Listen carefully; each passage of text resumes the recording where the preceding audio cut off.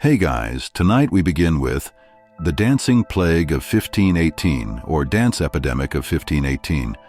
So before you get comfortable, take a moment to like the video and subscribe, but only if you genuinely enjoy what I do here. And let me know in the comments where you're tuning in from and what time it is for you. It's always fascinating to see who's joining us from around the world. Now, dim the lights, maybe turn on a fan for that soft background hum, and let's ease into tonight's journey together. You find yourself stepping onto the narrow streets of Strasbourg, a city that breathes both prosperity and unease in the summer heat of 1518. The air is heavy with the scent of bread, sweat, and the Rhine that flows nearby, carrying with it both trade and rumor. As you move between timber-framed houses with their crooked beams and sagging rooftops, you notice how the people carry themselves, eyes darting, voices hushed, laughter forced. This is not the lively laughter of a marketplace, but the brittle kind that hides a deeper fear. Grain is scarce, taxes are high, and the shadow of disease lingers in every alleyway. You walk among them as though you belong, as though you too have spent nights in worry and mornings in silent prayer for better fortune. You sense the heaviness of the time, not only in the streets, but in the expressions of those you pass. Merchants sit beside their stalls, fingers restless, tapping wood or cloth, muttering under their breath about the heat and the harvest. A mother hurries by with 2 children, her eyes sharp and suspicious, as if she knows that something strange is stirring, and though you cannot name it yet, you feel it in the very air, a vibration beneath the surface, as though the city itself is bracing for something beyond reason. The bells of the cathedral toll at midday, their echo rolling across the rooftops, a reminder of order and faith. But when you listen closer, the harmony of the bells seems disturbed by another sound, restless footsteps, a dragging rhythm, a scuffing beat on stone.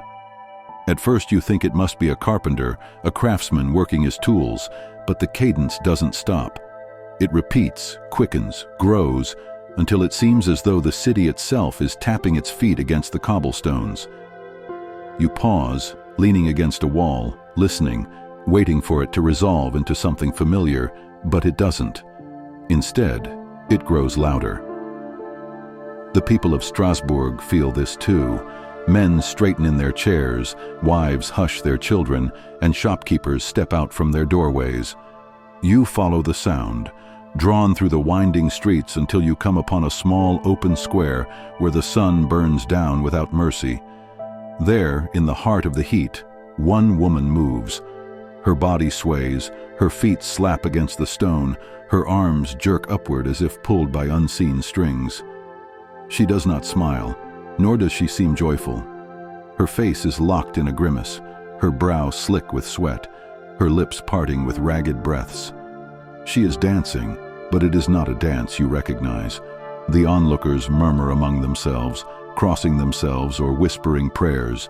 Some shake their heads, muttering about madness or witchcraft. Others watch with fascination, as though they are caught between horror and awe. You stand among them, watching this woman. Later you will hear her name is Frau Trophäa, as she moves without pause, her sandals kicking up dust, her dress clinging to her body in the relentless heat. She seems trapped, compelled by some invisible hand. You wonder how long she has been at it. Minutes? An hour? Perhaps since morning. The city feels the strangeness of it immediately. In Strasbourg, dancing is familiar in festivals, in weddings, in taverns after a long harvest. But this is different. This is not festivity, but compulsion. A dance that offers no joy, no rest. You realize that she cannot stop, that she is locked in her own body, and each movement pulls her deeper into exhaustion. The crowd shifts, torn between pity and suspicion. Some whisper that she is cursed, others that she is possessed by a saint, perhaps Saint Vitus himself, known for afflictions of uncontrollable movement. The older ones murmur that they've heard of such things before, tales carried from other towns where dancers moved until they collapsed. You look closer at her face. There is no choice in her eyes. no delight. There is only desperation, as though she begs for release even as her body refuses. And the longer you watch, the more the crowd begins to change. They are no longer merely spectators.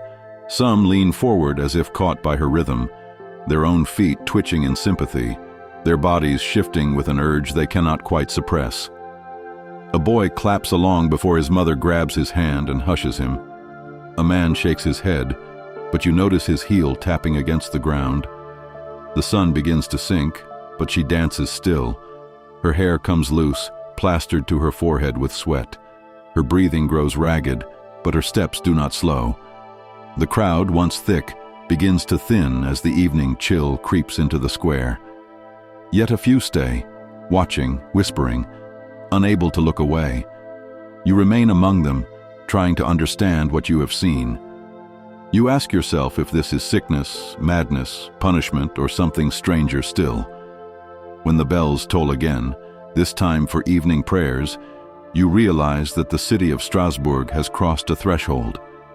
Something unusual has begun here, something that will spread like fire through dry thatch. Tonight it is one woman, alone in her torment, her body betraying her. But tomorrow, perhaps, it will be more. You turn away at last, leaving the square, though the sound of her feet slapping stone follows you through the streets.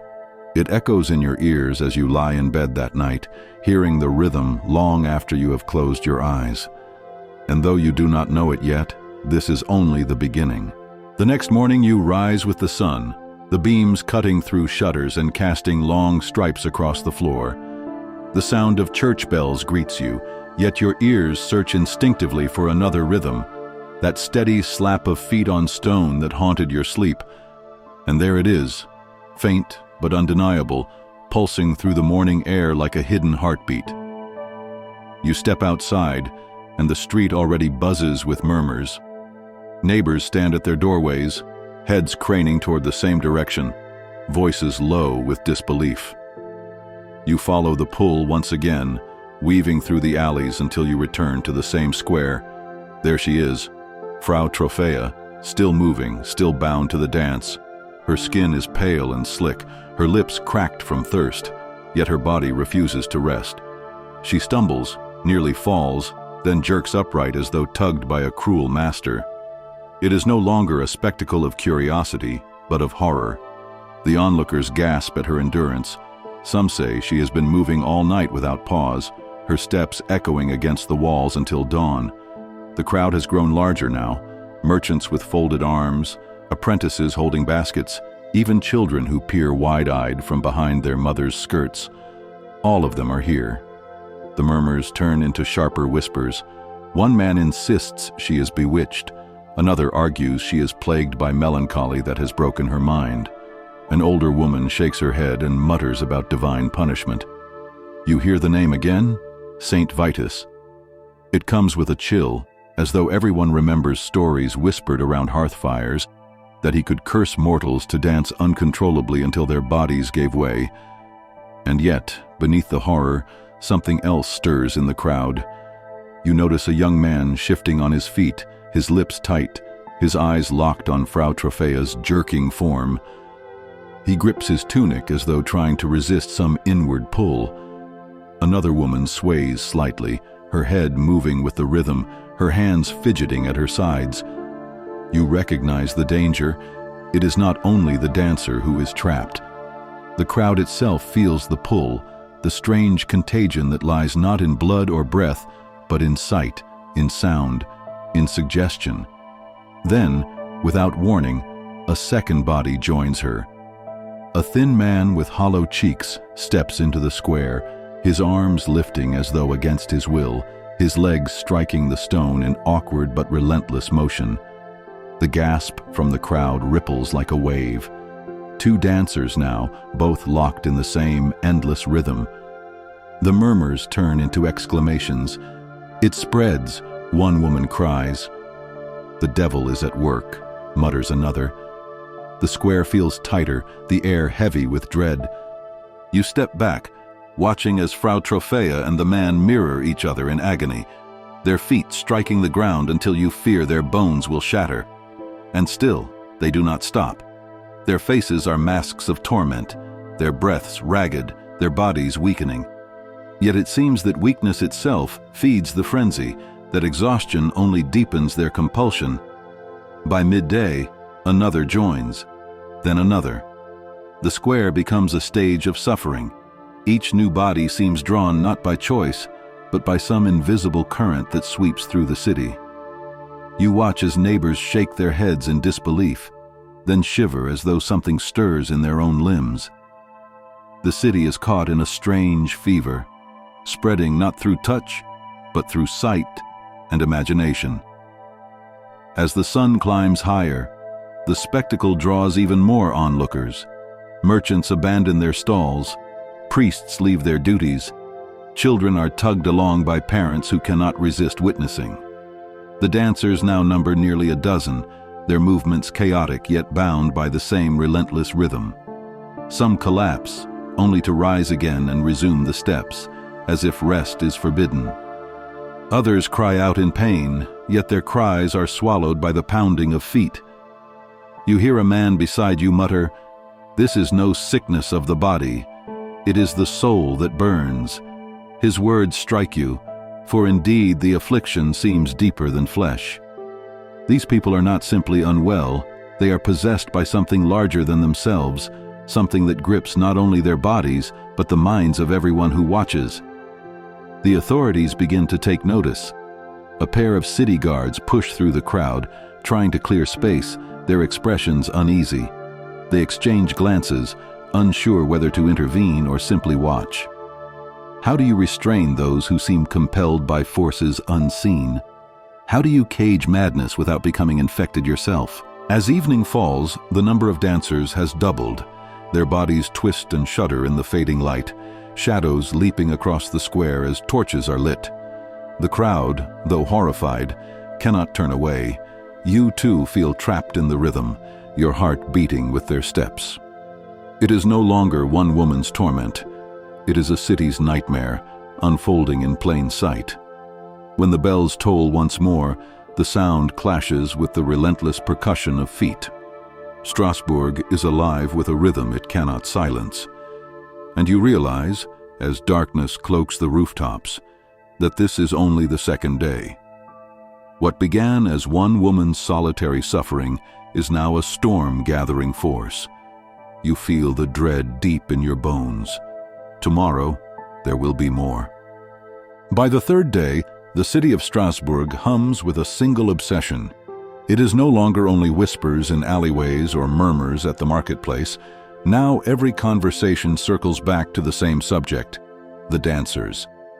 You sense it as you walk past bakeries and smithies, taverns and churches.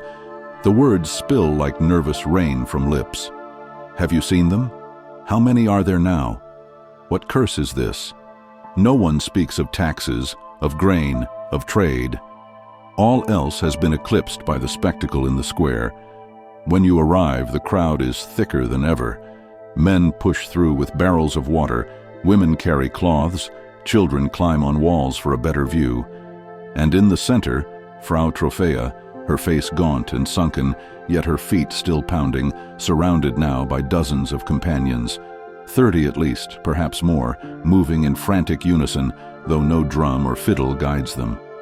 Their music is the slap of soles on stone, the gasp of breath, the occasional cry of pain. Some dance as though pulled by strings, rigid and jerking. Others sway wildly, their hair whipping their faces, their clothes tearing at the seams. Sweat darkens every garment, turning linen and wool into heavy weights that cling and chafe. Yet no one dares strip away the layers. Modesty remains even in madness. They dance, then stumble, collapse onto knees, claw their way up again, and resume as though compelled by punishment. You notice how the crowd itself has changed. On the first day, their expressions held curiosity. On the second, horror. Today, something stranger gleams in their eyes. Anticipation, as though they are watching a performance that feeds on their presence. They whisper prayers and superstitions, but still they remain. Some even clap along, not out of joy, but because the rhythm infects them too. demanding response. The spectacle holds them captive. A merchant beside you mutters, "They will kill themselves." His voice trembles, but he does not leave. Instead, he watches every stagger, every rise, every trembling step. And you realize the dancers are not only victims, they are mirrors, reflecting the fears and desires of everyone who watches. Strasbourg is seeing itself laid bare, its hunger, its guilt, its restless heart. Near the edge of the square, priests arrive. Their black robes cut through the throng, their faces grave. They raise hands in blessing, tracing the sign of the cross, chanting Latin prayers. But their voices barely carry over the thunder of feet. The dancers do not hear, or if they do, they cannot obey. One priest raises a crucifix high, yet the woman before him only twirls past, her eyes glazed. The holy words seem powerless against whatever holds them. You stay, unwilling to look away. The afternoon heat builds, shimmering against the stones, and the dancers begin to falter. One man collapses entirely, his chest heaving, eyes rolling back. The crowd gasps, pressing forward, but before anyone can help, another takes his place in the rhythm. Two women stumble into each other, clinging for balance, then spin apart like rag dolls. Their mouths move soundlessly, as if words are trapped inside, drowned out by the relentless compulsion. The square begins to reek of sweat and sickness. The dancers' bodies are failing, yet their limbs refuse surrender. You wonder if this is death disguised as movement, a slow march to collapse. Yet even as your stomach tightens with pity, your heart betrays you. It beats in time with their steps. You feel the contagion in your own veins, though your feet remain still. By evening, torches flicker along the walls. The dancers, illuminated by firelight, resemble specters, ghostly figures jerking in the glow. Their shadows leap and twist across the cobblestones, multiplying their torment into monstrous shapes. A child beside you whimpers, clutching her mother's skirt, but the mother does not lead her away. Even fear cannot loosen the grip of fascination. When night deepens, the square should empty, yet it does not. Some leave to sleep, but more arrive, drawn by the legend that is already forming. You hear stories spreading like wildfire, that the dancers are punished for sin, that the city has been cursed, that the end of days is near. Each retelling grows bolder, darker, as though the plague itself feeds on rumor. Strasbourg has become a theater, and the dancers its unwilling actors. As you finally turn to leave, your ears ringing with the endless beat, you realize that something irreversible has begun. This is no passing madness. It is a storm gathering strength, and every soul in Strasbourg is caught in its path. You glance back once more. Frau Trophäa still moves at the center, a figure both pitiful and terrifying, her face pale as candle wax, her eyes hollow. She dances not alone now, but as the heart of a frenzy that threatens to swallow the city whole. And you know with a weight in your chest that tomorrow will be worse. The fourth day dawns with a sky washed pale by the rising sun, but the brightness does nothing to soften the heaviness you feel as you step into the streets. You already know where your feet are leading you, though your mind protests. Curiosity, dread, and something harder to name pull you toward the square once again. The hum of voices reaches you long before the sight does. Hundreds gathered now, their words sharp with fear and fascination. When you emerge into the square, you see at once that the dancers have multiplied. Not a handful, not dozens, but scores, men, women, even youths, jerking, spinning, collapsing, rising again in a grotesque choreography. You count nearly 50 bodies moving as if bound by invisible strings, their rhythm clashing against one another, yet somehow united in relentlessness. The noise is deafening, shoes slapping stone, ragged breaths, the occasional shriek of pain as limbs twist and muscles tear. Frau Trophäa is still there, her face drawn and hollow, yet she moves like a puppet pulled from all sides. Her survival astonishes you, though it fills you with horror too. If she has danced for days without rest, how much longer can a human body endure? The crowd is larger than ever. Merchants have abandoned their stalls, housewives their chores, apprentices their tools. The city's life has bent itself around this plague of movement. Children sit on shoulders, gawking, while old men shake their heads, muttering about Judgment Day. And through it all, you notice how the rhythm seeps into those who watch. A man near you sways unconsciously, his lips pressing into a line as if to steady himself. A woman taps her fingers against her skirt before catching herself and clutching her hands tight. The contagion is not only in the dancers, it stirs in everyone who dares watch. Today, the authorities intervene. You see them arrive in their official garb, councilmen with grave expressions, guards with halberds parting the crowd. They consult one another, their hands sweeping toward the dancers, their voices low but tense. Some demand the dancers be restrained, bound in ropes, dragged away. Others argue it is not human strength, but divine punishment at work, and to fight it would only provoke greater wrath. The debate grows heated, but the dancers do not notice. They move on, heedless of worldly arguments, consumed by their invisible tormentor. A decision is made. Musicians are summoned, fiddlers, drummers, pipers. The council believes that if the dancers are granted music, their frenzy might burn itself out more swiftly, like a fever reaching its peak. You watch as the musicians, reluctant but obedient, set up near the edge of the square. At first, they play softly, uncertain, then louder, faster, until the entire space vibrates with melody. What follows chills you to your core. Instead of easing the dancers, the music ignites them. Their limbs thrash with greater violence, their steps quicken, their jerks grow more chaotic.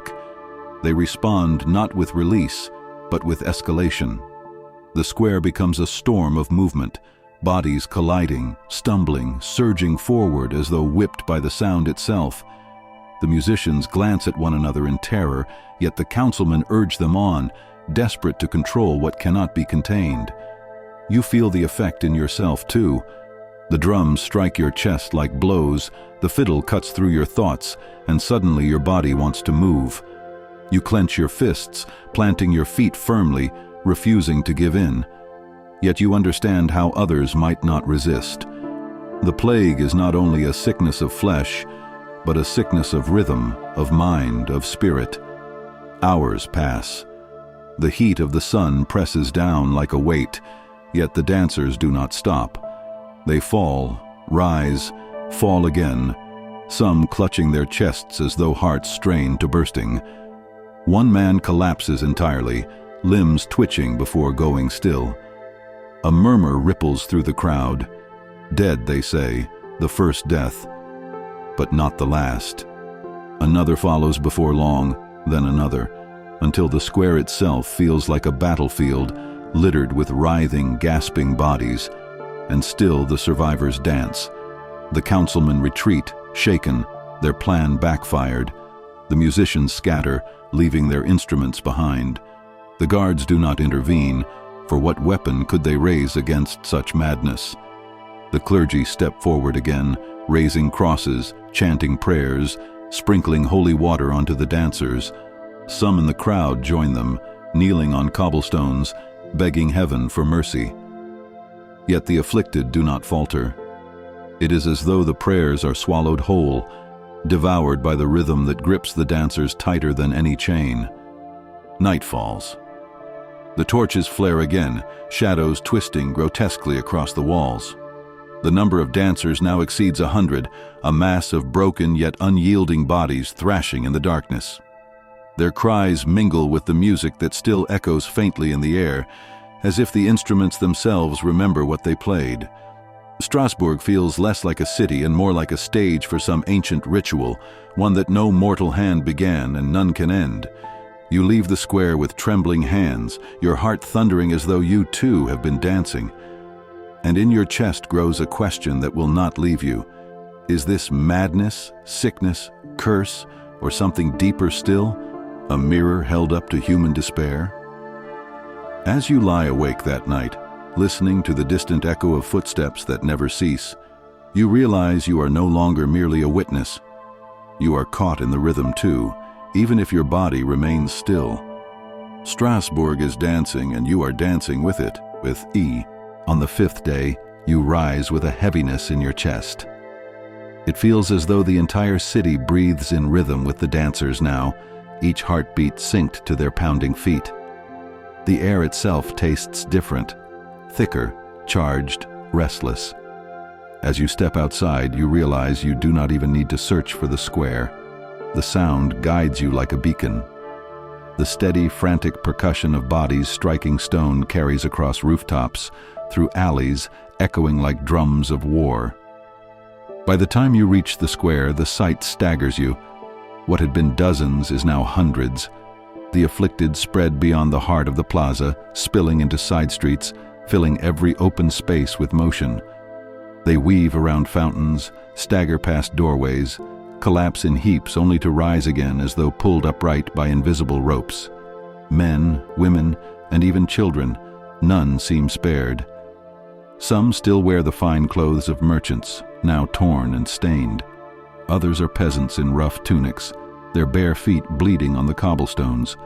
Rank, class, age, all distinctions have dissolved in the furnace of frenzy. The authorities stand grim at the edges, their faces lined with confusion and fear.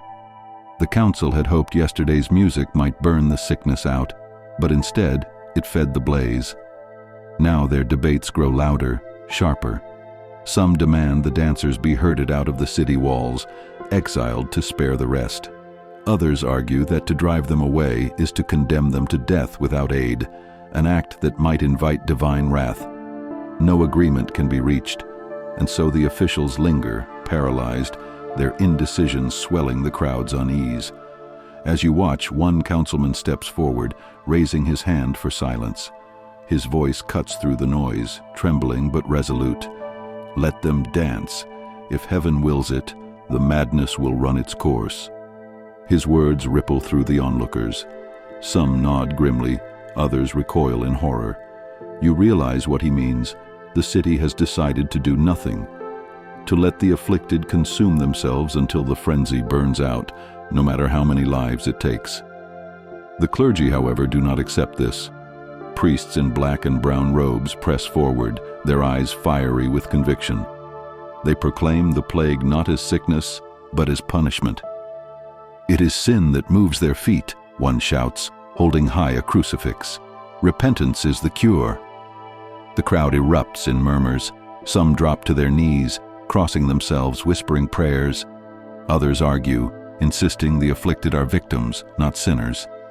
Strasbourg is divided, faith itself bending beneath the strain. You wander through the chaos, weaving between spectators. You see a woman on her knees, hands clasped tight, tears streaming as she begs for her husband among the dancers to be spared. You see a child sobbing as her mother sways uncontrollably, arms flailing, lips cracked from thirst. You see men trying to drag their friends home, only to be pulled into the rhythm themselves, their resistance crumbling. The suffering is almost unbearable to witness. Bodies buckle and collapse, ribs heaving, limbs trembling. Some cry out to saints, to God, to anyone who might deliver them. Others scream incoherently, their words lost in gasps. A man clutches his chest and crumples, his heart giving way. Another staggers into a wall, striking his head with a crack that silences him forever. The dance is not festive. It is a slow, merciless death march. Yet the crowd cannot look away. Even you cannot. Something hypnotic lies in the movement, in the sheer impossibility of it. How can flesh endure such torment? How can will be so utterly crushed? The question burns in you, even as you feel your own body twitch, your own muscles ache with sympathetic tension. It is as though the plague whispers, you could join them, you too could surrender. By late afternoon, the smell of sweat and blood saturates the air. Healers arrive, carrying pouches of herbs, bottles of tincture, tools for bleeding. They push through the crowd, laying hands on the afflicted when they collapse, pressing poultices to wounds, whispering advice that no one can heed. Their remedies seem futile against the enormity of the madness, yet still they try. They mutter about overheated blood, poisoned humors, the influence of stars. To you, their words sound desperate, guesses made against the tide of chaos. As night falls, torches once again illuminate the square, their flames trembling in the restless air. Strasbourg has become a city that does not sleep. The afflicted dance, the watchers linger, the authorities argue, the clergy preach. The city's very heart beats to the rhythm of exhaustion and despair. You leave the square slowly, unwilling yet unable to remain. Behind you, the feet still pound, the cries still pierce, the prayers still rise unanswered. Strasbourg is trapped in a nightmare of motion, and no one knows when or if it will end. The sixth day breaks with a strange heaviness in the air, as though the city itself groans under the weight of sleepless nights and endless rhythm. You wake to the sound of bells, but their toll is muffled by another sound that never ceases, the steady, tortured percussion of feet on stone. The sound is no longer confined to one square. As you walk through Strasbourg, you hear it echoing from multiple directions, seeping into courtyards and spilling down narrow alleys. It is as if the city has become a drum, every corner vibrating with madness. When you reach the heart of the spectacle, your breath catches. What was once dozens, then scores, has grown into hundreds. The square is overflowing with bodies in motion, and the frenzy has spilled into side streets, market stalls, and church steps. Men and women alike, their faces gaunt, their clothes drenched, jerk and lurch as though seized by invisible puppeteers. The sheer number overwhelms your senses. So many limbs flailing, so many chests heaving, so many eyes glazed with torment. The ground itself testifies to the suffering. Stains of blood mark the stones where feet have blistered and torn. Shreds of fabric litter the square, ripped from dancers who spun too violently. The smell is choking, sweat, sickness, and the metallic tang of blood. You press a hand to your face, but it cannot block the reek of desperation. The authorities hover once more at the edges, but their expressions are darker than before. The council's decision to let the madness run its course now looks like negligence bordering on cruelty. Whispers rise among the crowd that the leaders are powerless, that perhaps they too are cursed for failing to act. Fear breeds anger, and you sense the edges of unrest forming. But the dancers cannot stop. Their bodies betray them again and again. You see a young man collapse, foam at his mouth, and then jolt upright as though struck by lightning. You see a woman scream, clutching her belly, yet her legs continue to twist and stomp. Even when they fall, their arms flail, their torsos writhe as though their very bones are compelled to move. And then, one by one, you see the collapse of strength. Today, the toll becomes clearer. Death stalks the square openly now. A man falls and does not rise. His companions try to lift him, but his body is limp, his chest still. A girl no older than 15 slumps against a wall, her lips blue, her hands twitching before stillness claims her. The crowd gasps, recoils, then surges closer, caught in the paradox of horror and fascination. You feel it too, revulsion, pity, and a dangerous pull to keep watching, to surrender to the hypnotic rhythm. The clergy seize this moment. Priests climb onto barrels and steps, shouting sermons over the chaos. "Repent!" they cry, their voices hoarse, their hands clutching crucifixes. "This is the judgment of heaven. These dancers are punished for sin, and you, yes, you, must turn from wickedness before it consumes us all." Their words crackle like fire, igniting fear in the onlookers. Some fall to their knees, weeping, begging forgiveness. Others clutch their rosaries until their knuckles whiten. But still the dancers do not stop. Their movements mock the prayers, their bodies refusing salvation. A priest steps into the throng, splashing holy water, pressing a cross against the forehead of a man. For a moment the man falters, his steps stumbling. Hope sparks in the crowd. Perhaps faith can break the curse. But then the man jerks upright, spinning wildly, nearly striking the priest. The crowd wails in despair. Even holy intervention seems powerless. As the day drags on, the healers return, offering remedies with frantic urgency. They speak of purging bad humors, of bleeding to balance the body, of herbs to calm the frenzy. They set up tents at the edge of the square, but few can be coaxed away from the rhythm. Those who are dragged into treatment writhe on pallets, their limbs thrashing until they break free and hurl themselves back into the dance. The healers' faces are lined with frustration and helplessness. Their knowledge falters before this mystery. You drift through the crowd, your mind caught between awe and dread. This is no ordinary illness, no mere madness. It spreads like wildfire, yet not through touch or air, but through sight, through sound, through belief. You realize that Strasbourg itself is infected, not only the dancers, but the watchers, the officials, the priests, even you. The entire city is bound to this rhythm, caught in a fever of fear and fascination. Night falls again. The torches flare, their light quivering over exhausted skeletal faces. The dancers continue, bodies bent and broken, some moving more on will than strength, yet still compelled. The sound of feet never ceases. It is the drumbeat of Strasbourg's nightmare. And as you turn away, your heart aching with pity, you cannot shake the thought, tomorrow will claim more lives. The plague has ceased to be spectacle. It is now tragedy, unfolding step by step, and you are powerless to stop it. The bells toll in the distance, their sound carried faintly over the Rhine breeze, but they do nothing to soothe the terror that grips Strasbourg. You step outside and realize at once that the madness of dancing has begun to seep into every corner of life. Bakers glance nervously at the squares as they knead their dough. Merchants keep their stalls half-shuttered, not out of laziness but fear.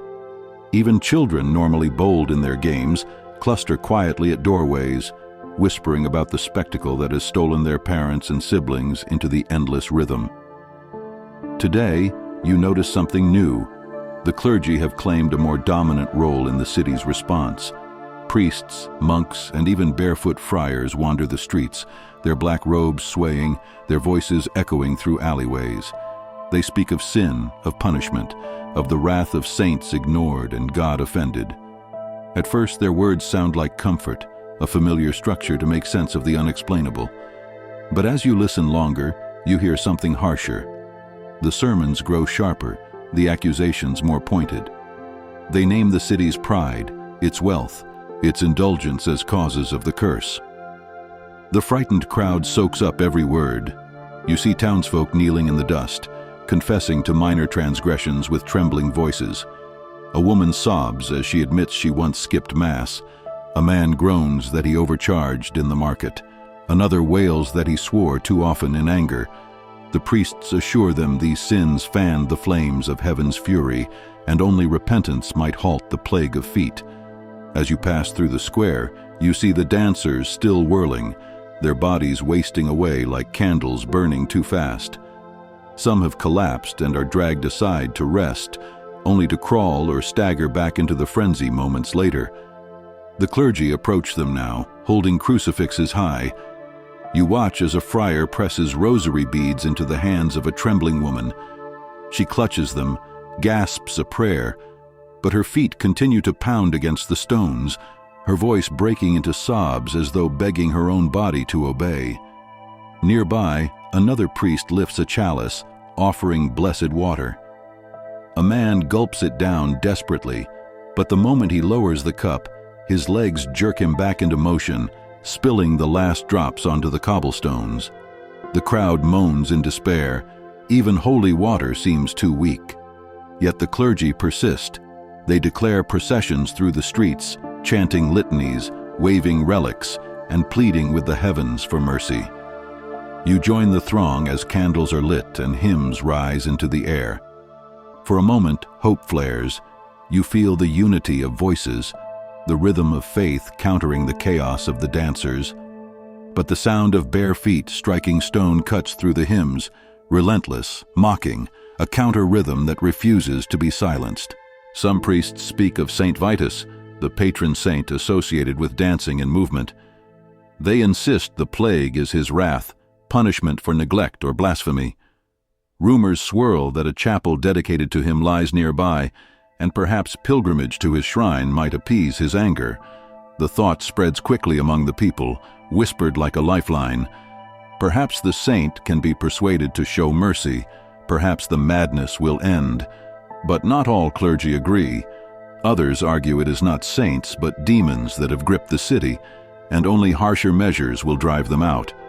They call for fasting, for whippings, for the burning of charms and trinkets thought to harbor evil. You see frightened citizens rushing to obey, throwing amulets into flames, flagellating their backs until welts bloom, begging to be spared the fate of the dancers. The streets echo with the sound of both chanting and crying, pain and prayer mingling in desperate harmony. And still the dancing does not stop. As the sun dips low, the clergy try one more tactic. They climb onto platforms, lanterns glowing at their sides, and deliver sermons that shake the night air. This plague is not sickness, they thunder. It is punishment. If we do not repent, more will fall, more will dance until death. Their words strike the people like a hammer. Some collapse in guilt, pressing their faces into the dirt. Others cast fearful glances at neighbors, suspicion rising that hidden sins might be fueling the curse. You realize something chilling. The clergy's presence has not eased the burden, but deepened it. Their sermons have turned fear into frenzy of its own kind, a spiritual panic that spreads as swiftly as the dance itself. Now, not only the dancers move against their will, but the entire city shudders under a rhythm of terror and shame. Night falls once again, torches flickering, shadows stretching across the stones. The priests keep vigil at the edges of the square, muttering prayers, their eyes heavy with exhaustion. The dancers thrash and stumble, their movements grotesque imitations of joy. And you, standing there, cannot help but wonder whether the city is truly cursed by heaven, or whether fear itself has become the most dangerous plague of all. The eighth day dawns with a heavy silence that fools you for a moment into thinking the madness has ended. You walk through Strasbourg's narrow lanes, hearing only the creak of shutters, the distant bark of a dog, the rustle of merchants setting up reluctant stalls. For a brief instant, the city feels normal again. But then the sound begins, faint at first, like rain pattering far away. As you draw closer to the square, the sound swells, the steady, merciless pounding of feet. This time, though, you notice new figures among the crowd. They are not priests nor officials, but physicians, healers in long robes, some masked, others bare-faced, each carrying satchels of instruments and herbs. They step carefully among the dancers, their brows furrowed, their eyes darting with curiosity and alarm. The city council, desperate for solutions, has summoned them, and now they try to impose the order of medicine upon the chaos of this spectacle. You linger nearby, watching as they examine the afflicted. One healer presses fingers to a dancer's wrist, counting a racing pulse. Another peers at swollen feet, bloodied and split. A third sniffs the breath of a man whose lips are cracked and pale, muttering about overheated humors. They trade theories in hushed tones, their words a blend of science and superstition. Some insist the heat of summer has boiled the blood, driving the body into motion. Others claim vapors rising from the earth have infected the air, stirring madness in the brain. A few whisper of witchcraft, though quickly silence themselves in fear of the church's ear. Their remedies are as varied as their theories. You watch as one physician applies leeches to a woman's arm, muttering that the excess of blood must be drained. The woman convulses, eyes rolling back, yet even as crimson trickles down her skin, her feet twitch and stomp. Another healer thrusts a bundle of herbs under a man's nose, ordering him to inhale the bitter fumes. The man coughs violently, eyes watering, but the dance drags his limbs back into motion before relief can come. A third smears ointment across the forehead of a child, whispering charms for calm. The child wails, then spins again into the swarm of bodies. The futility of it gnaws at you. Remedies that would soothe fever or wound do nothing here. These bodies are enslaved not by sickness of flesh, but by something unseen, something that mocks the rules of medicine. The healers themselves begin to look weary, their confidence fraying as the day wears on. Their notebooks fill with useless observations, their hands tremble with failure. You sense their frustration. It is one thing to face disease, another to face a mystery that defies every tool of their craft. Still, they try. They set up makeshift tents along the edges of the square, urging the exhausted to rest inside. You peek into one and see rows of straw pallets where dancers thrash and groan, their arms bound lightly with cloth to prevent injury. Physicians dab at their brows, pour broth between their lips, murmur soothing words. Yet again and again, the patients break free, staggering back into the street, pulled as if by invisible strings. The crowd watches all of this with growing unease. At first, they had mocked the doctors, scoffing at their strange tools and mutterings. Now, though, you see the townsfolk's expressions shifting, not toward hope, but toward despair. If the priests could not help, and now the healers cannot either, what salvation remains? You hear the whispers ripple like a cold wind. Perhaps this is beyond men entirely. Perhaps it is divine wrath, or demonic trickery, or something darker still. By late afternoon, the physicians themselves begin to falter. One throws up his hands in exasperation, declaring that the dance must simply burn itself out. Another argues that music should be banned entirely, that the rhythm itself fuels the plague. A third insists the afflicted must be herded together and marched to the shrine of St. Vitus, where only prayer might end their torment. Their arguments spill into the street, drawing angry murmurs from the watching crowd. The sense of authority, the last thread of order, unravels before your eyes. And still the dancers whirl, stomp, collapse, and rise again. Their faces are pale masks of agony, their lips cracked and bleeding, their bodies gaunt with exhaustion. You see a man carried into a tent, his chest barely rising, only for him to lurch upright moments later, bursting back into the square with a scream.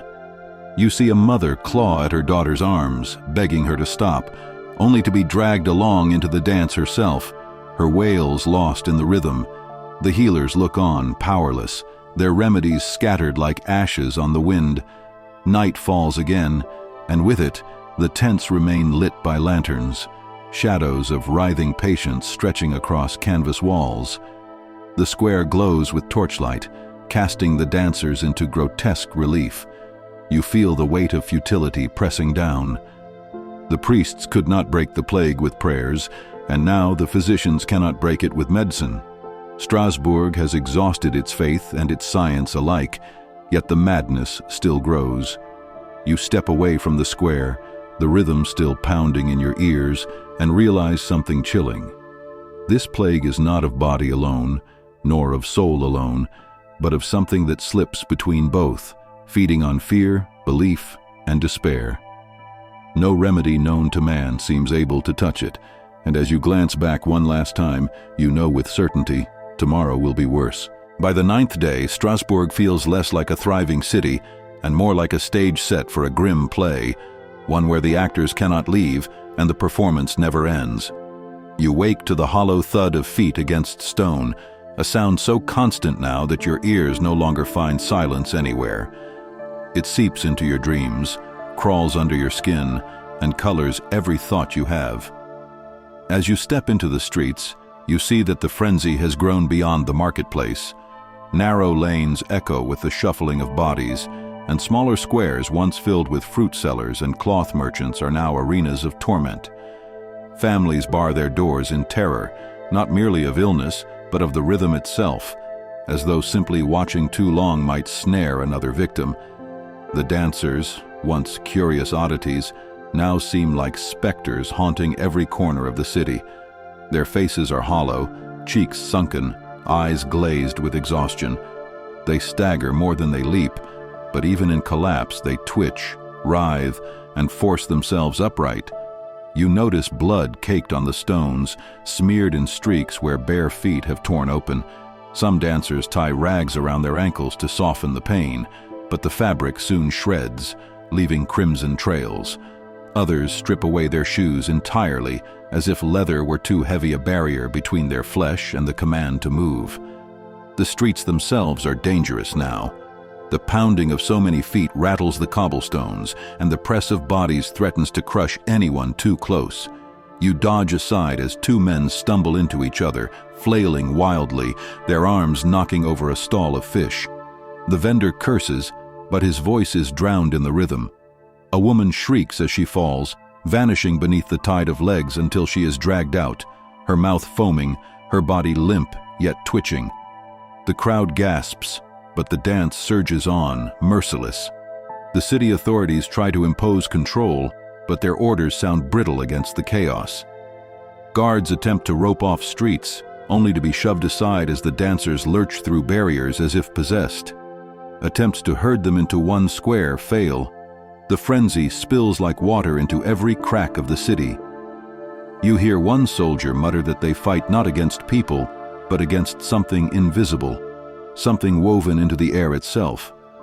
As day bleeds into night, the torches flare once again, their glow flickering over gaunt faces and jerking limbs.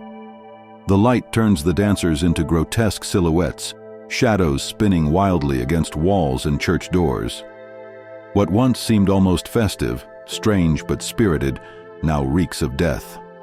There is no laughter in the crowd anymore, no curious onlookers lingering with wonder. Only fear remains.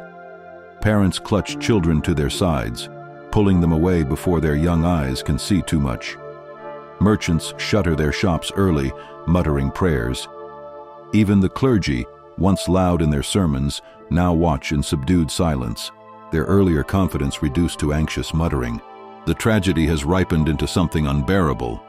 You see bodies carried away, wrapped in cloth, their feet still twitching faintly as though the dance clings to them even in death. You hear the guttural sob of a husband as he kneels over his wife, her body broken by exhaustion. You see a mother clawing her own skin, begging heaven to take her instead of her child who spins helplessly in the square. Each collapse, each death, feeds the growing terror, and that terror spreads like a second plague, infecting even those whose feet remain still. Standing at the edge of the square, you feel that terror too. It is not only the sight of bodies failing, nor the sound of bones cracking as dancers fall, nor the smell of sweat, blood, and smoke. It is the sense of inevitability, that this rhythm cannot be stopped, that no prayer, no medicine, no authority can stem its tide. The city is trapped, and you are trapped with it, a witness to a madness that feeds upon itself. The night deepens, but there is no peace. The rhythm continues, pounding in your chest as though your own heart has been enslaved by it. You press your hands over your ears, but the sound bleeds through, echoing from every wall, every stone, every breath of air. Strasbourg has become a drum, and the dancers its relentless beat. You whisper to yourself in the darkness, a plea as fragile as candle flame. Let it end. But deep inside you fear that the dance has only just begun. The 10th day arrives heavy with dread. You rise knowing already what you will find. Not relief, not healing, but another chapter in the city's descent. Strasbourg feels thinner now, as though its very spirit has been stretched taut, ready to snap. Streets that once hummed with trade and chatter now echo only with the sound of weary footsteps, and behind shuttered windows, voices whisper prayers or sobs. As you reach the square, the sight before you twists your stomach. Where once the dance carried a strange energy, half festival, half mystery, it has now decayed into something grotesque. The dancers move like broken marionettes, limbs jerking in painful spasms. Their eyes are sunken, skin clammy, lips cracked. Their movements are not the graceful steps of joy, but the stumbling convulsions of bodies pushed past endurance. Some stagger sideways, crashing into walls or stalls, while others crumple to their knees, only to be dragged back up by the invisible compulsion. The square itself tells the story of tragedy. The cobblestones are smeared with blood, footprints darkened into stains. Discarded shoes and torn clothing lie in heaps, abandoned by those who could no longer afford the weight. A few musicians linger on the fringes, plucking at lutes or striking drums with trembling hands. But the music no longer feels like accompaniment. It feels like cruelty, forcing rhythm into a nightmare.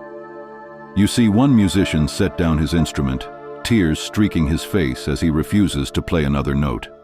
The onlookers no longer cheer or mutter with curiosity. They watch in silence, faces pale, hands pressed to mouths. Some weep openly, not for strangers but for their own kin caught in the frenzy. You notice a father clutching his small son close, his eyes fixed on a daughter thrashing in the square. Every time she falls, his body jerks as though he too has struck the ground. Every time she rises again, his shoulders sag with despair. By midday, the toll is undeniable. Bodies lie sprawled at the edges of the square, lifeless, their faces twisted into grimaces of agony. The city guards drag them away, their expressions stony, yet you catch the tremble in their hands as they lift limp limbs. Death, once a whispered fear, now prowls openly among the dancers. Each collapse is met not with gasps, but with resignation. The people have come to expect it. What was once spectacle has become tragedy. The laughter that had once rippled through the crowds is gone, replaced by muttered prayers and grim silence. The word plague is spoken more freely now, not of sickness alone, but of something that consumes body and soul. You hear rumors drift like smoke, that the dancers are cursed, that Strasbourg itself has been marked, that no one is safe until the frenzy burns itself out or the heavens intervene. The clergy stand by, exhausted, their sermons muted. The physicians retreat to their tents, defeated. Even the city leaders, once firm in their decisions, now avoid the square, unwilling to be seen in the midst of failure. Strasbourg feels abandoned by its own strength. And you, standing among the crowd, feel a profound shift inside yourself. You had once been an observer, curious, even fascinated.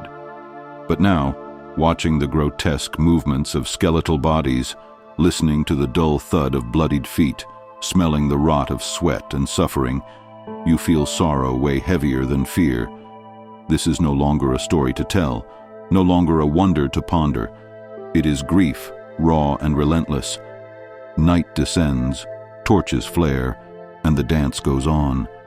The firelight casts ghastly shadows on the church walls, turning each jerking limb into a monstrous silhouette. The city itself seems alive, its stones pulsing with rhythm, its air vibrating with despair. You close your eyes, but the sound does not stop.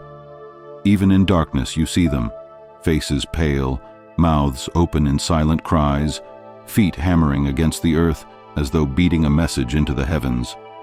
And in that moment, a truth settles upon you like a shroud. Strasbourg is no longer a city at all. It is a stage for tragedy, and every dancer, every onlooker, every priest and physician is bound to the same relentless performance.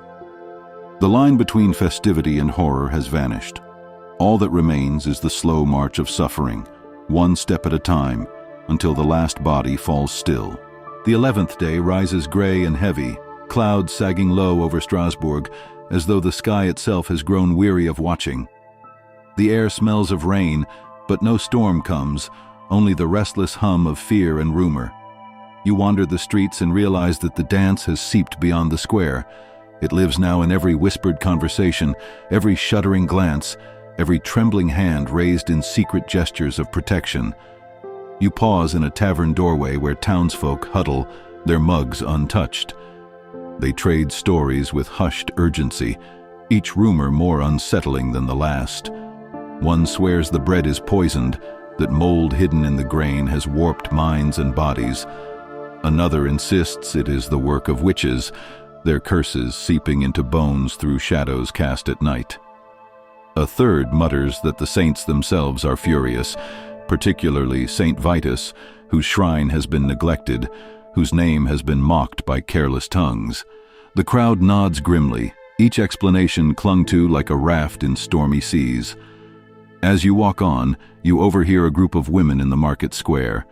Their voices quiver as they recount visions seen in dreams, angels turning their backs, demons dancing in flames, a black river cutting through Strasbourg streets. Each vision is met with gasps, with fearful agreement, as though prophecy itself has joined the plague. Even children now whisper theories. A boy mutters that rats carry the madness in their teeth. A girl insists she saw sparks in the air, as though invisible fire licked at the dancers' feet. Their words make their mothers clutch them closer, muttering prayers beneath their breath. The clergy, too, feed the whirlwind of belief. Some preach that Strasbourg has angered heaven by tolerating vice and pride. They call for purges, of taverns, of gambling halls, of unclean words whispered in secret. Others argue it is demons, cunning and cruel, slipping into the city through cracks in faith. They demand more penance, more fasting, more fervent prayer. But among the priests, another voice rises, that of Saint Vitus. His name is spoken more and more, attached to every rumor. Some say he strikes dancers with invisible whips, punishing disrespect. Others say his spirit demands offerings, that only a pilgrimage to his shrine will end the torment. The legend spreads quickly, repeated from mouth to mouth, growing with each telling. Soon, all of Strasbourg seems to know the name of Vitus, as if he himself were walking the streets, unseen but ever present. Physicians, though quieter now, add their own theories to the storm. A few mutter of overheated blood, of imbalanced humors, of corrupted air rising from the river.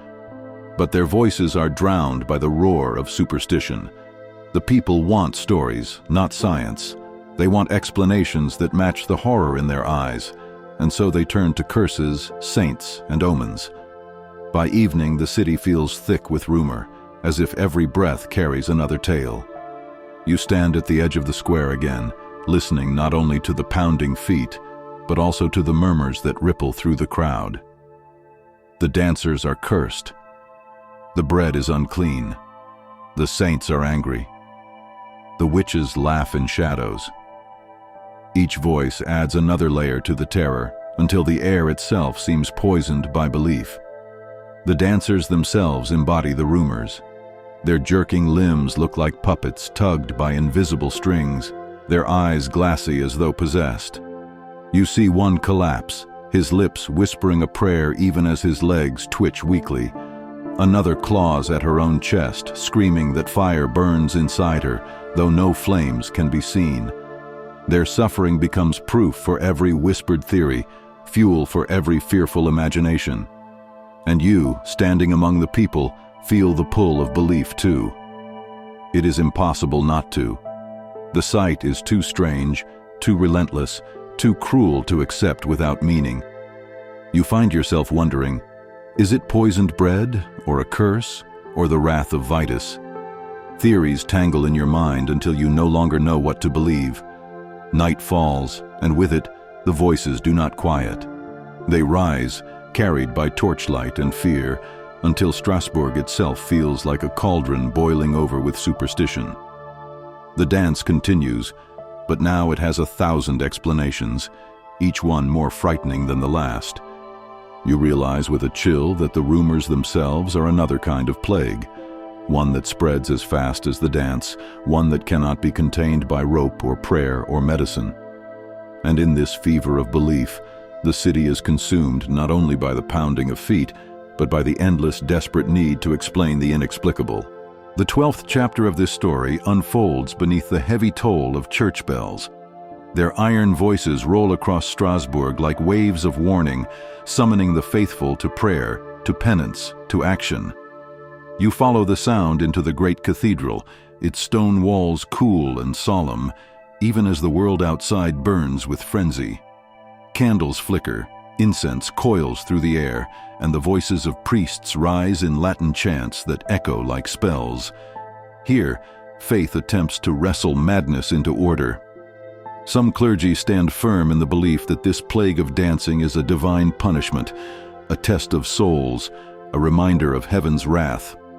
They speak of repentance, urging the city to cleanse itself of sin. Fasting is ordered, confessions are demanded, processions wind through narrow streets, led by priests in solemn robes, their chants mingling with the screams and stomps of the afflicted. But not all clergy agree. A rift opens within the church's walls. Some priests argue that the sufferers should be treated with compassion, not condemnation. They warn that the frenzy may be illness, not sin, that whipping the dancers into greater guilt might only fuel their torment. Their gentler voices are drowned, though, in the rising tide of panic. Strasbourg craves certainty, and certainty often hides behind severity. Whispers of St. Vitus grow louder within the cathedral, his name intoned in homilies and prayers. The faithful are told he is the one who must be appeased. He, the youthful martyr, said to have cursed blasphemers with seizures and spasms. The connection is irresistible. Here are people writhing uncontrollably, as though struck by his ghostly hand. The image takes root, and soon the cathedral itself feels haunted by Vitus's invisible presence. Outside, processions grow larger, more elaborate. Priests hold aloft relics, splinters of wood, fragments of cloth, vials of bone dust, said to ward off evil. The people follow with heads bowed, carrying candles that drip wax onto their hands like stigmata. Hymns rise, mournful and pleading, echoing down alleyways that smell of sweat, smoke, and fear. At times the march passes near the dancers, and the contrast is almost unbearable. One group moving in prayerful order, the other writhing in chaotic torment. You see a moment that lingers in your mind. A woman collapses at the feet of a passing procession. Her body thrashes as though fighting unseen chains. A priest kneels beside her, sprinkling holy water on her brow. For a heartbeat, the crowd falls silent, waiting for a miracle. The woman's body stills, but only for a moment. Then she jerks back into motion, more violent than before, flinging the priest aside. Gasps tear through the procession, fear spreading faster than faith. The march stumbles on, shaken but not stopped. Meanwhile, the cathedral remains filled night and day with the desperate. Mothers clutch rosaries until their knuckles bleed, begging for their children's safety. Fathers kneel so long in prayer that their knees swell and bruise. Monks sing until their voices crack. Every candle lit feels like a plea against the darkness creeping in from the square. The church becomes not just a house of God, but a fortress against chaos. Yet even here, doubt seeps in. Behind closed doors, priests argue late into the night. Some insist the only cure is to build chapels, to hold pilgrimages, to dedicate offerings directly to St. Vitus. Others caution that feeding superstition may only strengthen it. But the louder voices win, as they often do, and plans are set in motion. Shrines will be raised, pilgrims will be guided.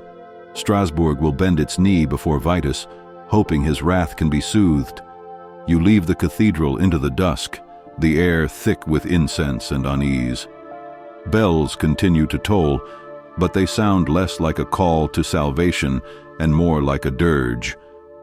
Around you, the faithful bow their heads, clutching charms and relics, whispering prayers as though afraid of being overheard by unseen ears. And through it all, the dance continues. The afflicted move like shadows, their jerks and twists lit by torchlight, their cries mingling with the chants of priests and the songs of processions. It feels as though Strasbourg is caught between two rhythms, the ordered beat of faith and the chaotic pounding of madness. Both demand obedience, both insist on meaning. And you, standing between them, cannot decide which is stronger, the power of prayer or the power of fear. By the 13th turn of this story, Strasbourg no longer feels like a city at all, but a stage where rituals and desperation blur into theater. You walk its streets and find altars blooming everywhere, small wooden crosses nailed to doorways, bowls of grain left on thresholds, candles burning in windows until their wax drips into hardened puddles. Even the riverbanks are lined with offerings, coins tossed into the water with trembling prayers. The name of Saint Vitus is now spoken like a spell. Merchants carve his image hastily into wood, selling small charms strung on leather cords. Housewives keep bowls of blessed water near their hearths, dipping fingers in to draw shaky crosses in the air. Children sing half-remembered songs said to ward off his curse, their high voices both sweet and eerie as they echo through empty lanes. The church leans into this fervor. Priests declare that only Vitus can end the torment, and so pilgrims are guided to shrines. You hear of one such procession, winding out of Strasbourg toward a chapel dedicated to him. Along the way, sufferers are carried on carts, their bodies still twitching even in exhaustion, their eyes rolling back as though they glimpse something the living cannot see. Villagers gather along the road to watch them pass, crossing themselves, whispering prayers, sometimes throwing flowers in sympathy, or turning away in fear. Inside the city, ritual grows more elaborate. You witness priests circling the dancers with incense, chanting invocations in voices both trembling and loud. The smoke rises in gray clouds, blurring the line between sacred and suffocating. At moments, it feels as though the city itself is choking on its attempts to drive out the unseen. Rumors of miracles spread quickly. One evening you hear whispers that a dancer, touched by a relic of Vitus, suddenly collapsed into peaceful stillness, rising moments later free of the plague. Yet when you search for proof, the story dissolves into contradictions. Some say it was a young man, others an old woman. Some claim the relic was a bone fragment, others insist it was holy oil. Still, the tale is repeated, embellished, believed. People need hope, even if it is woven from rumor. At the same time, darker rituals emerge, whispered in corners and carried out in secret. You hear tales of families who, desperate for protection, sacrifice animals at night, burying their blood near thresholds to ward off spirits. Some craft crude dolls, piercing them with nails and tossing them into fires, convinced that witches are behind the plague and can be fought only with countermagic. These rituals spread in silence, hidden from the church but practiced nonetheless. Fear has many languages, and not all of them are holy, and still the dancers move. Their numbers dwindle as exhaustion and death claim some, but those who remain dance with an intensity that makes the air itself tremble. You see them one night beneath torchlight, their bodies moving in jerks that almost mimic the rhythm of drums, though no drums beat. The crowd interprets each twitch and collapse as a message, proof of Vitus's anger, proof of God's punishment, proof of demonic possession. The sufferers themselves are no longer seen as people but as vessels of signs. In the taverns, the faithful argue. Some insist the city has not yet done enough, that shrines must be bigger, offerings richer, rituals stricter. Others mutter that faith has been corrupted, that the frenzy itself is proof of misplaced devotion. Voices rise until fights break out, cups spill, and oaths are shouted into the smoky air. The plague has infected not only bodies, but beliefs, driving neighbor against neighbor, piety against piety. One night you watch as the largest procession yet winds through Strasbourg. Hundreds walk behind priests carrying banners painted with saints' faces, their hymns heavy with sorrow. At the heart of the march is a cart filled with dancers, their limbs bound loosely with ropes to keep them from leaping into the crowd. People reach out as the cart passes, some to touch the sufferers with pity, others to recoil in dread. It is a moving shrine of human torment, proof of Vitus's power, a spectacle both sacred and grotesque. By the time the procession ends at a makeshift shrine outside the city, the air is thick with incense and desperation. Offerings pile high, bread, wine, coins, candles, even locks of hair. The priests declare Strasbourg has made its plea, its penance. its bargain. The crowd kneels as prayers rise, swelling like a tide against the night sky. And as you watch, you realize that faith has become indistinguishable from fear.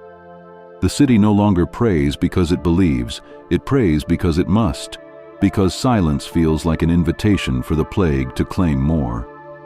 Strasbourg has become a place where every word, every gesture, every ritual is loaded with urgency, as though the wrong step might summon more dancers into the square.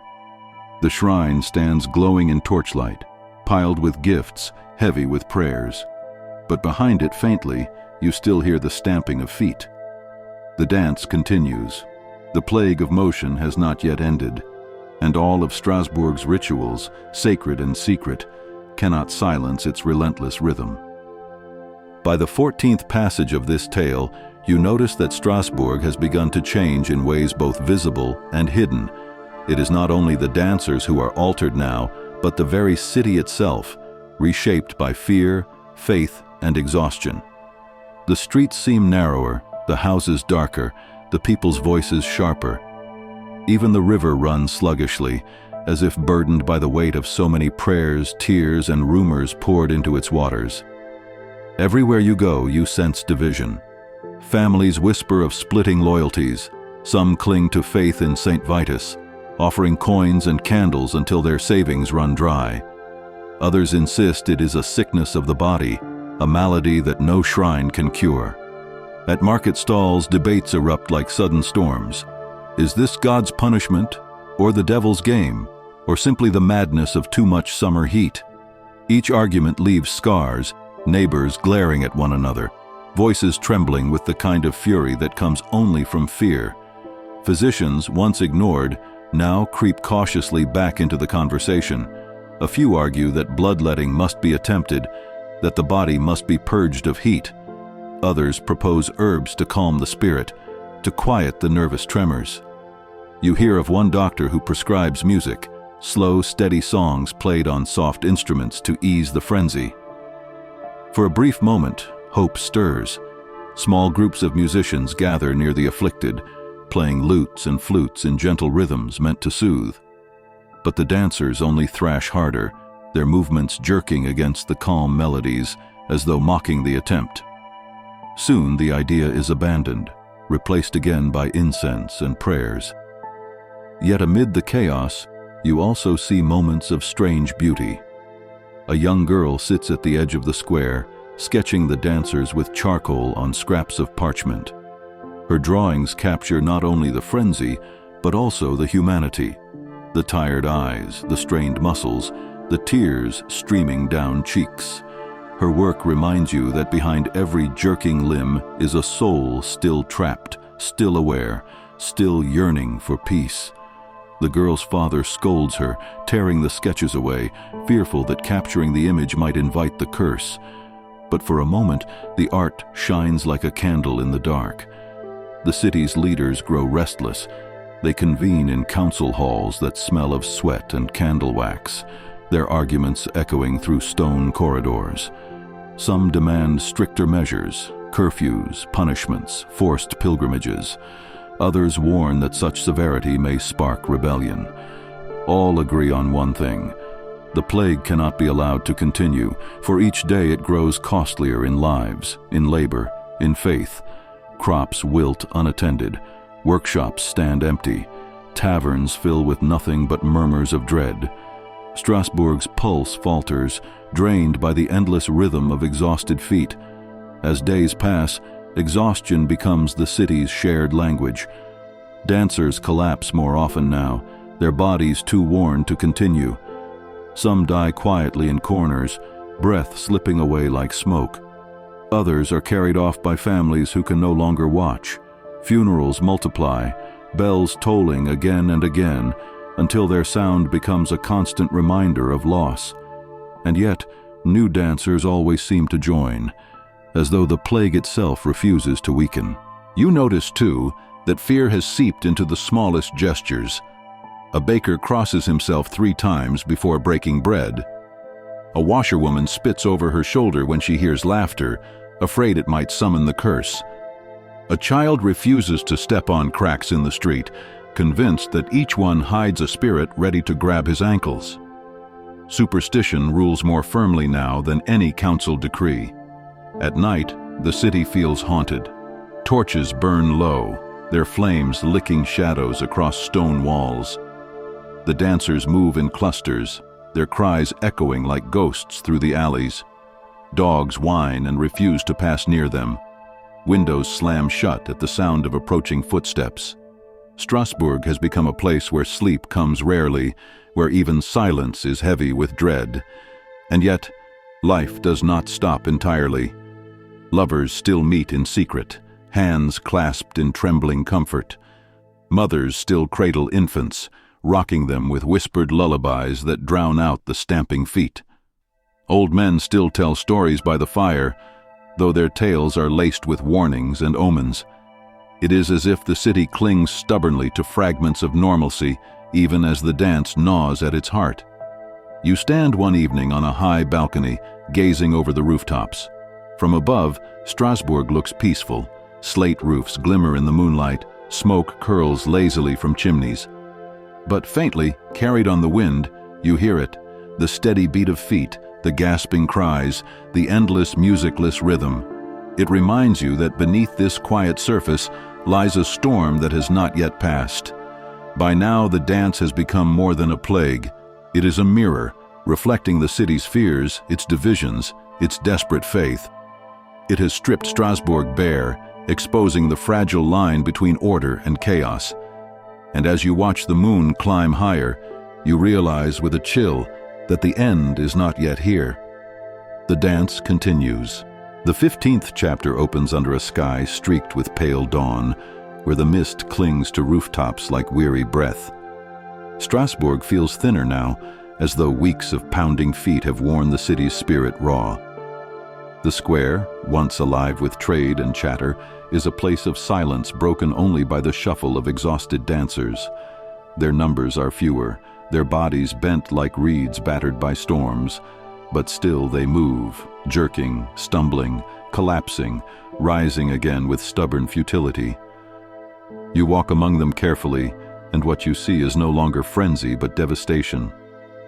Faces are hollow, lips cracked, eyes glazed yet wide open.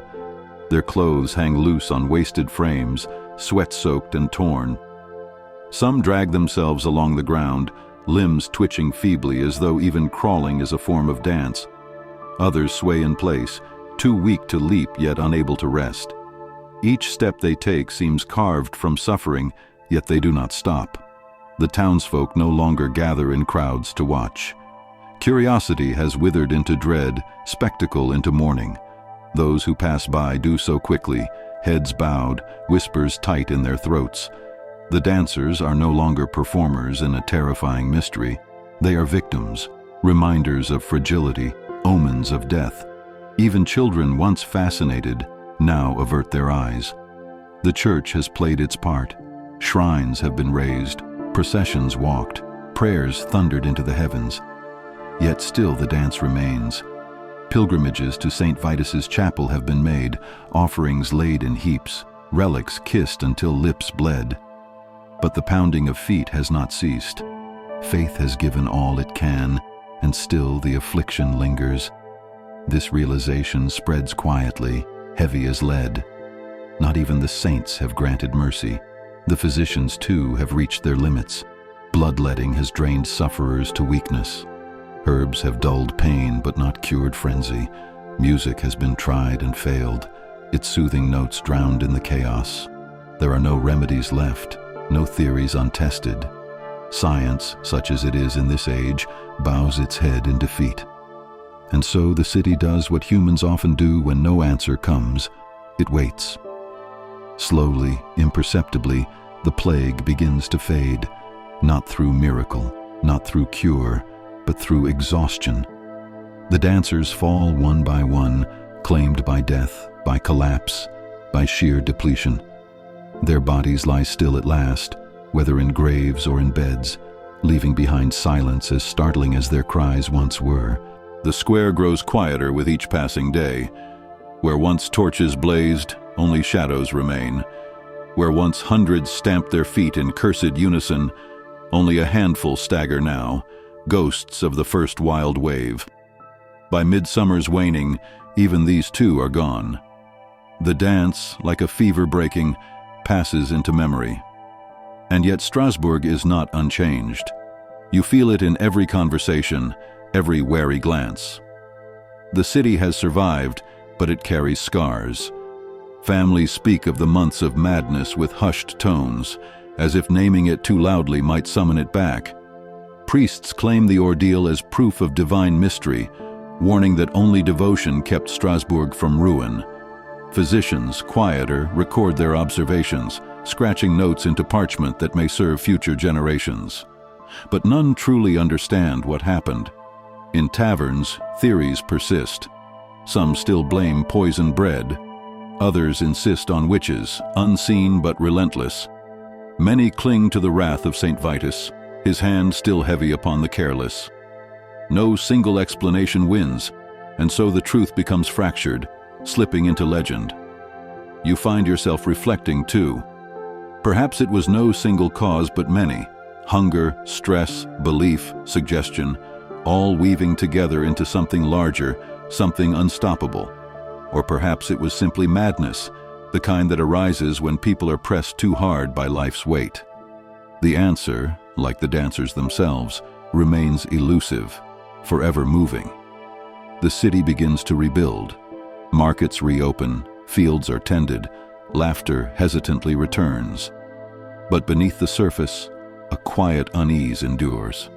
Every shuffle of feet in the square, every sudden outburst of music, every twitch of a limb in the corner of an eye makes people pause, listening, remembering. The fear does not vanish. It only settles deeper, waiting. As night falls once more, you stand in the empty square where it all began. The stones beneath your feet are stained with weeks of sweat and blood, but they are still now, silent beneath the stars. You close your eyes and almost hear it. The phantom rhythm of hundreds of feet, the gasping cries, the endless dance that once consumed a city. It lingers like an echo, faint but insistent, as though Strasbourg itself cannot quite forget. And you realize, as the wind stirs around you, that stories like this never truly end. They remain, tucked into memory, waiting to be told again. The dancing plague of 1518 has passed, but its steps echo still, in the stones, in the hearts of those who watched, in the very fabric of history.